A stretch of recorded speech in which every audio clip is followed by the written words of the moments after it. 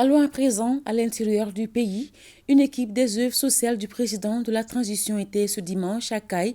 Elle a procédé à la remise de kits aux veuves et orphelins de militaires. Les précisions de Kabadiara.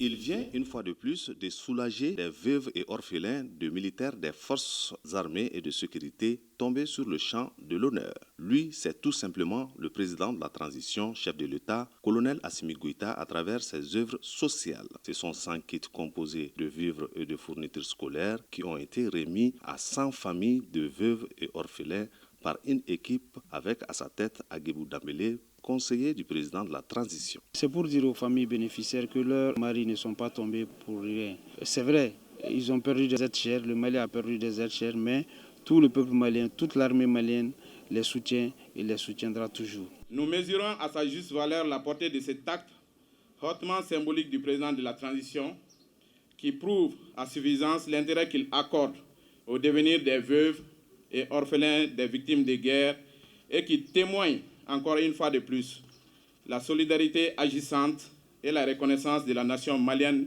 tout entière envers ses héros et qui ont tout donné à la nation malienne jusqu'au sacrifice ultime. Ce geste humanitaire a été salué à sa juste valeur par non seulement les bénéficiaires, mais aussi et surtout par les autorités locales. Nous remercions infiniment colonel Assimi Goïta, le président de la transition, chef de l'État, pour ce geste qui démontre à suffisance son attention particulière qu'il nous accorde. Lorsqu'une femme perd son mari, commencent les difficultés. Aujourd'hui, nous sommes très contents de savoir que ces veuves et orphelins n'ont jamais été abandonnés par le colonel Assimi Goïta. Cela nous fait chaud au cœur. Rappelons qu'à l'entame de la cérémonie, une minute de silence avait été observée en la mémoire de nos voyants soldats tombés sur le champ de l'honneur.